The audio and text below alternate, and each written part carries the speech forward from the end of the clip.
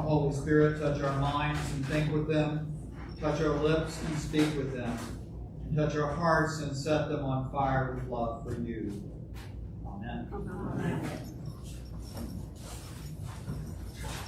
I just realized that rather than a sermon, it says a word for grown-ups. That doesn't sound so good. That isn't healing is what just happened. And Mary kind of stole my thunder there, so let's see if I can pull this together. You'll be fine, Jim. Okay, all right. A moment of shaking confidence. It's good to be back with you, dear ones. Really good. Much has changed since I've been away teaching seminarians. You've got a new bishop. You've kind of done a little work on your building over here. We've had this thing called COVID. Oh, Lordy. I have a granddaughter and another on the way, and I have a pension.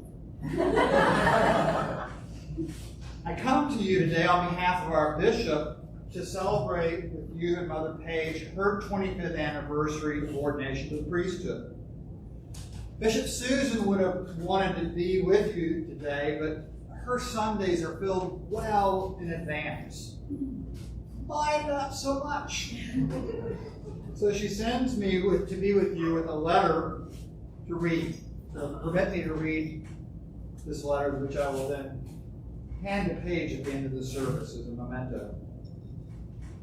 Dear Mother Page and dear people of St. Peter's, today we celebrate the 25th anniversary of the ordination to the priesthood of the Reverend Paige M. Blair Hubert. Like so many things, the pandemic has delayed this recognition. Ordained by Bishop Donald Hart on February 1st, 1997 at Marsh Chapel at Boston University, where she was serving, she went on to serve 3 years at St. John's Beverly Farms in Massachusetts. Then it was off to the Diocese of Maine, where she was elected rector of St. George's York Harbor in the fall of 2000. While in Maine, Paige served on the Commission on Ministry and its deputy to General Convention. In May of 2009, Paige was called to serve with you as rector of St. Peter's. While faithfully serving you, she also served on our diocese, on the Standing Committee, the Commission on Ministry, and deputy to General Convention. She also took leadership on the Compassionate Care Task Force, addressing ways to make our diocese more responsive to the victims of sexual misconduct. She shared her preaching skills with many by teaching in our diocesan school for ministry, and she's been a friend and counselor to many at St. Peter's and in our wider diocese. Pastor and priest to you, spouse to Dan, mother to Josie, and many dogs through the years. Paige is all about building up the body, about community. Today we give thanks for her remarkable service to the church for 25 years as priest.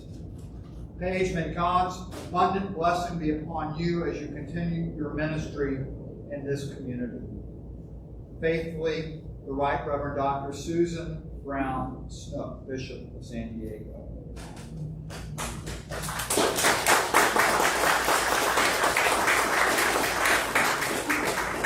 So let me simply add my gratitude to our bishop and to you for being able to participate in this weekend's commemoration and to preach to you all this day.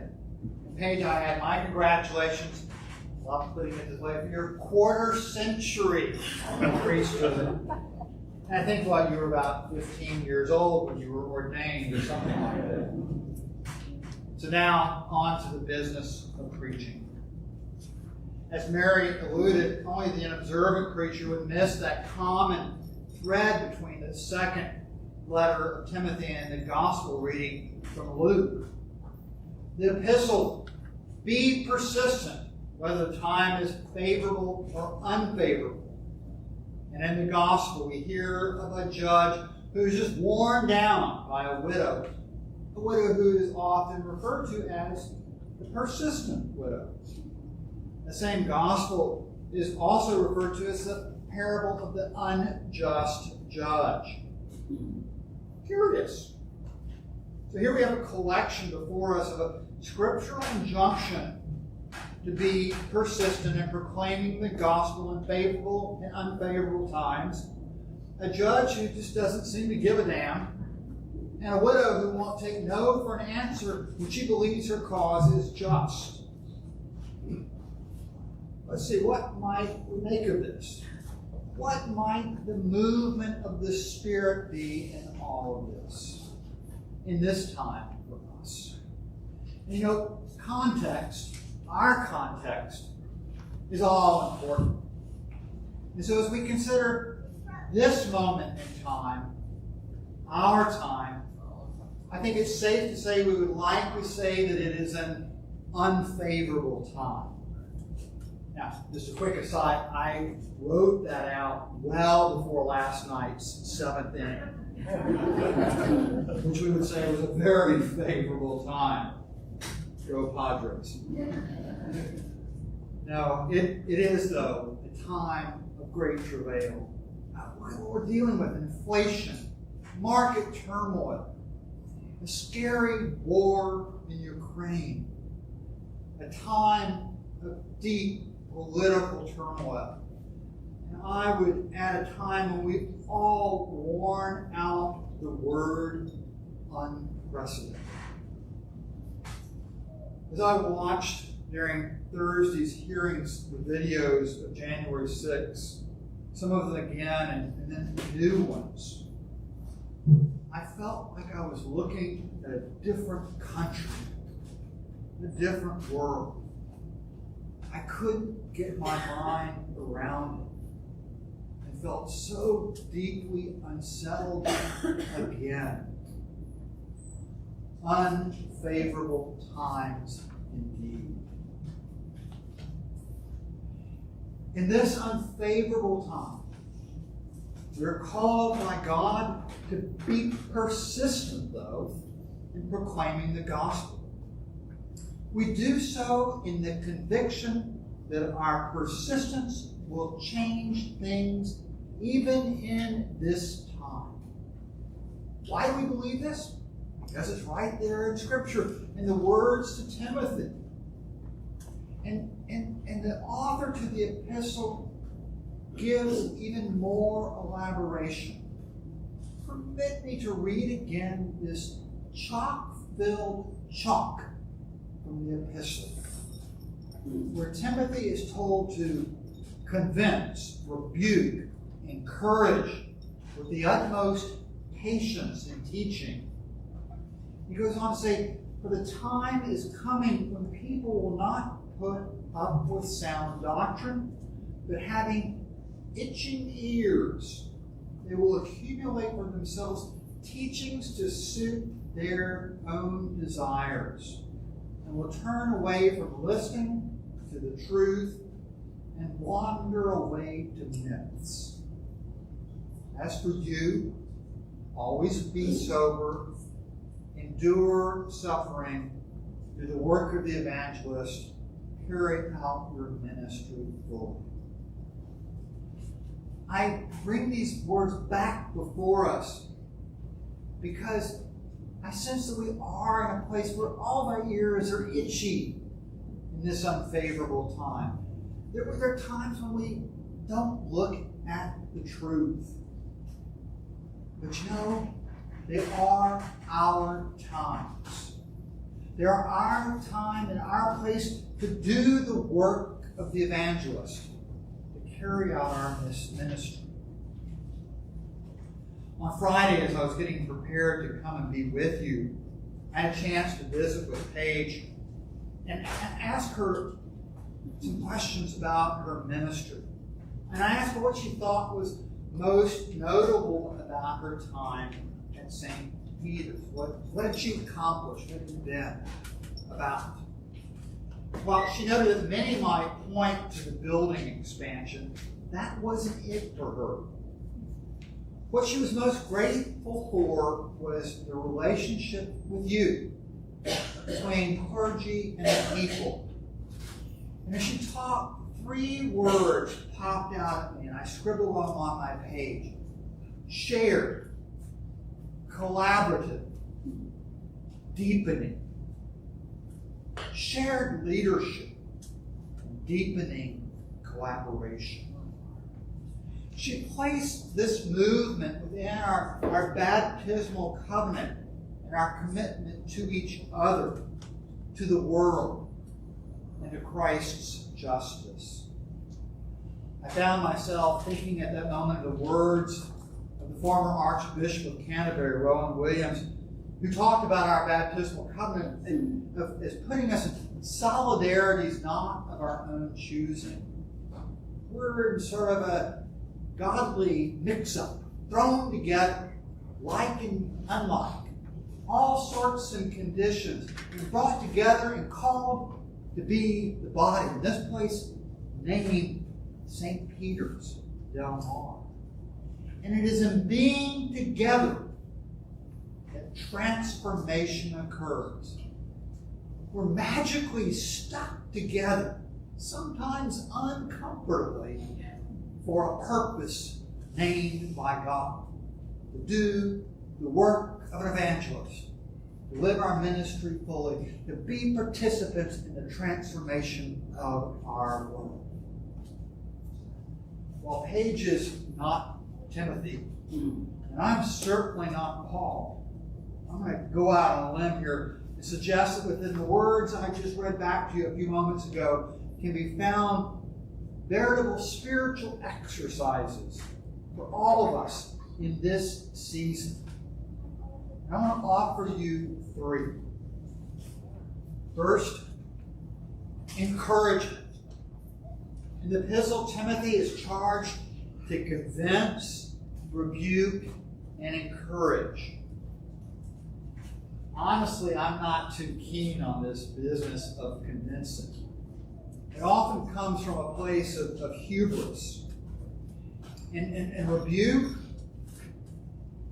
when I'm rebuked, is an invitation for me to be shields up, to be defensive. It just doesn't get through. It's like, I can't hear you because you're shouting too loudly. But encouragement, that's different. Rooted in the old French word courage. It's about entering into heart work. The human heart, the place of love, of feeling, of relationship. If someone encourages me, they enter my world, my story. If I'm feeling encouraged by you, my heart is touched by you. Encouragement is love in action. Next, patience. Timothy is told to exercise his ministry with the utmost patience.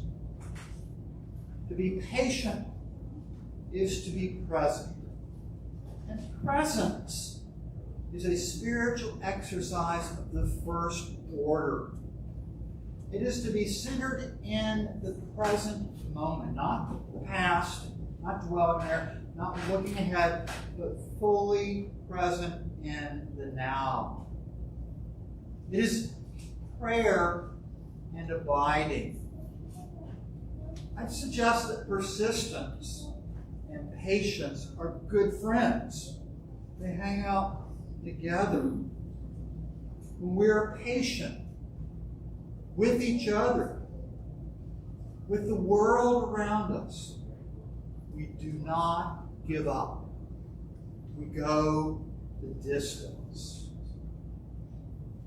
And then last, third, endure.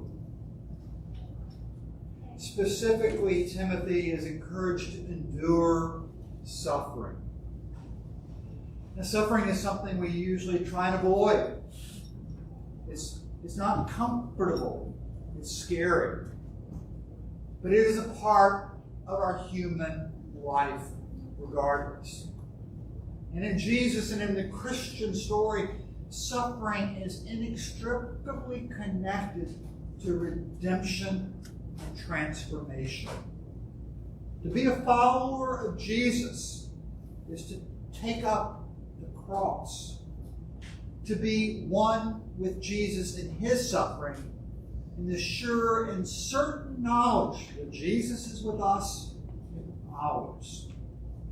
Now, I'll just say as an aside, there's this thing called the prosperity gospel. It's a myth. It's one of those myths for itchy ears that Timothy was told about. What we're talking about is different. It's the gospel of the cross, hard wood of the cross. We walk with each other. We share everything, joys and sorrows. We share each other's crosses, our hopes and fears, our delights and our sufferings. We are one. I don't know why a few weeks ago, Terry and I, surfing, I think it was Netflix, settled on watching E.T., the Extraterrestrial. It's a great Steven Spielberg film. The special effects aren't what we get today, but in some ways even better for that. We settled in and we watched this classic. And as I was contemplating and praying through these scriptures and focusing on these three spiritual exercises, I found myself returning to the relationship between Elliot and E.T. If you have not seen the movie, which I find hard to believe, but okay, it can happen, go rent it, go get it, watch it. It'll warm your hearts. Throughout this film, this relationship between Elliot and E.T., they become almost one body in love. These aspects of encouragement and patience are so present. And as the film progresses, suffering comes into the story. E.T. becomes sicker and sicker and then goes into crisis. Elliot is so connected that he is feeling all of the suffering in his own body, in his own soul. And then they begin to separate as E.T. slips away. And Elliot experiences the deepest suffering of grief, profound grief. And yet, that's not the end of the film.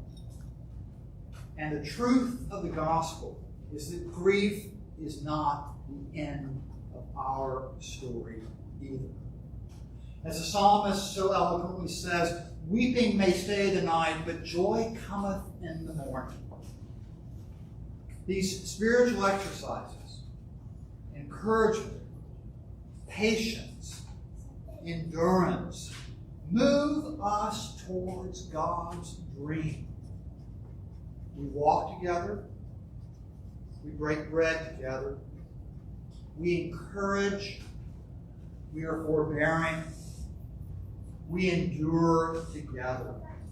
And that is how grace comes. That's how kingdom comes. And so, beloved, I know your persistence. It is a strength. Notice that you already exercise these spiritual disciplines of encouragement, patience, and enduring as well. Yes, they are the ties that bind you in mutuality, collaboration, and shared ministry that Paige has strived to nurture and that you so eagerly embrace. To Paige, we say, well done on your first 25 years. We give thanks for your ministry. We look forward to what we become together next. May God richly bless you encourage you with patience and endurance. Peace be with you. Agape.